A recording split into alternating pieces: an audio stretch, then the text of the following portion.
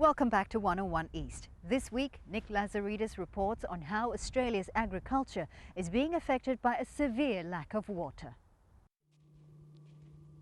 This is one of the old drainage basins of the Mooraboon Irrigation District. In the past, with flood irrigation,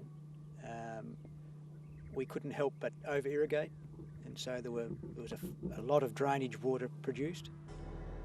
Once a thriving wetland, this lifeless salt pan is typical of the dramatic transformation taking place in Australia's food bowl, the Murray-Darling Basin. We're on the edge of the Mooraboon settlement now, so it's dryland farming virtually from heading west towards Adelaide. Here in northwestern Victoria, what was once a booming region of dryland farming has been decimated by the water crisis. Well, the water situation, shortage of water situation started about 2006, I think, was the first time we'd ever had less than 100% allocation. Dried fruit grower Malcolm Bennett has managed to survive by downsizing his crops and eating into his retirement savings, but many of his neighbours have not been so lucky. The block on our right hasn't been irrigated for probably 3 years, and the wineries all of a sudden decided they didn't want any fruit that wasn't contracted. So this is a dead farm now? Yep, that's a dead farm. With less water available than ever before, Malcolm believes that Australia's future as a major food exporter is looking shaky. We can import virtually any type of produce we like cheaper than we can produce it here.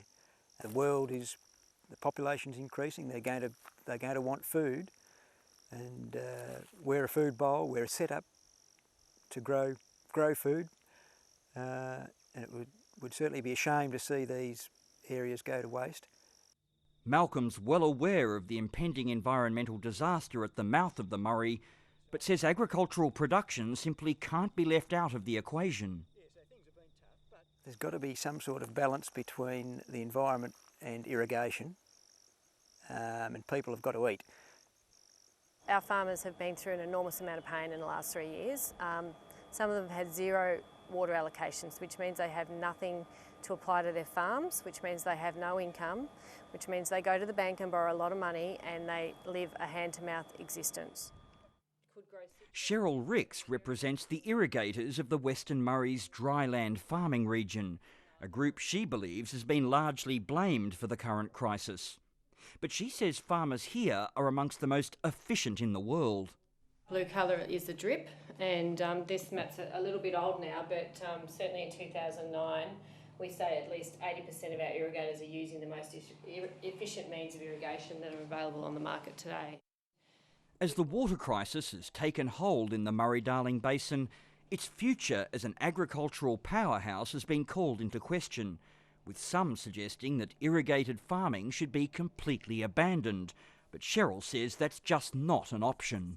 Because at the end of the day we are talking about people's lives, and it's very easy for someone in the city to say, you know, there should be no irrigation in the Murray-Darling anymore, but where do you relocate all those people that actually totally rely on our river system?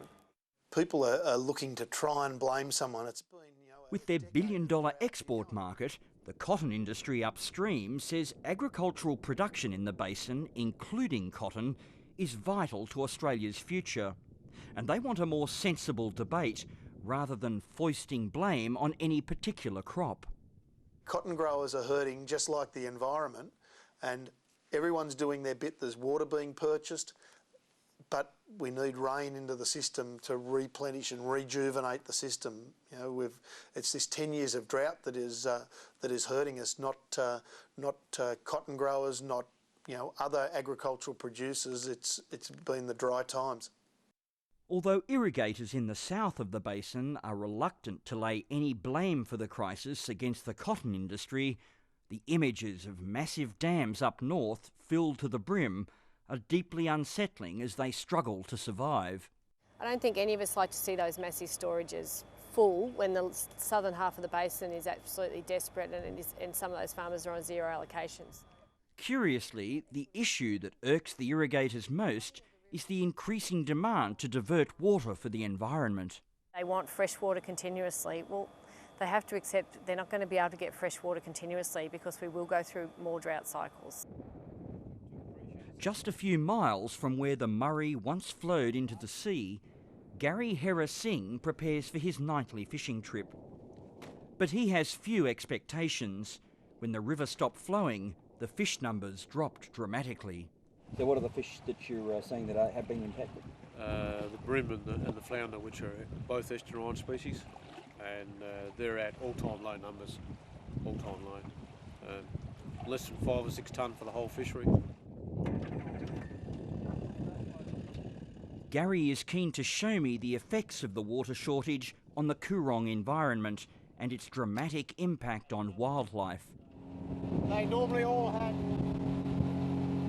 10 or 15,000 migratory waders on them. Can't see one there now.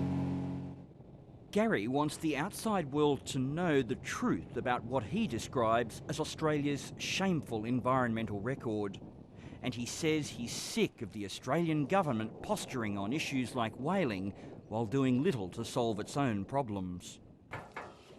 We're so hypocritical, we're telling the rest of the world how they should be managing their ecosystems, yet we can't tidy up our own backyard. This is far from a smart country. I've been taken to what's known as the barrages, a man-made structure which prevents the seawater from flowing into the freshwater lakes at the end of the Murray River. What normally should be happening here, there should be probably 5 foot, which is about 1.2, 1.3 metres of water in this region here. And as you can see, it's all dry. In the wake of the massive flood up north, the government has promised to release around 600 gigalitres into the lakes, but Gary says it will have little effect. 600 gigs out here in Lake Alexandrina will probably put, at best, about 300 mil on the lakes. It's about 30% of what the lake really needs. There still won't be any water to spill over into the Coorong. And what people don't realise is for the last 100,000 years there's been another ecosystem downstream here that's relied on freshwater flows.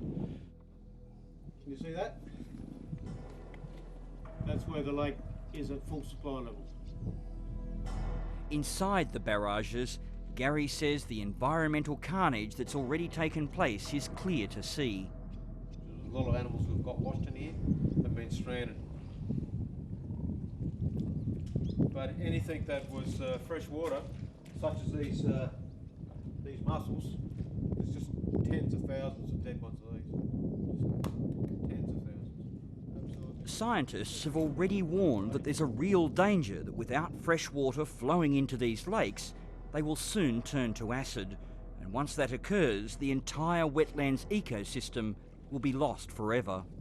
It's just environmental carnage at its worst, at its absolute worst. I just can't believe that not enough people, particularly in high places, are moving fast enough to address this problem. There's attitudes still up in northern New South Wales and Queensland that any drop of water that flows past my property is wasted. For environmentalists like Barney Stevens, it's the attitudes of those using this precious resource that have become the greatest threat to its survival. The selfishness was there in the first place. Everyone's selfish, but a lot of people have come to realise that they can't continue to be as selfish as that, and that the river has to be given a chance. That's all the time we have for this edition of 101 East. From the team, thanks for watching.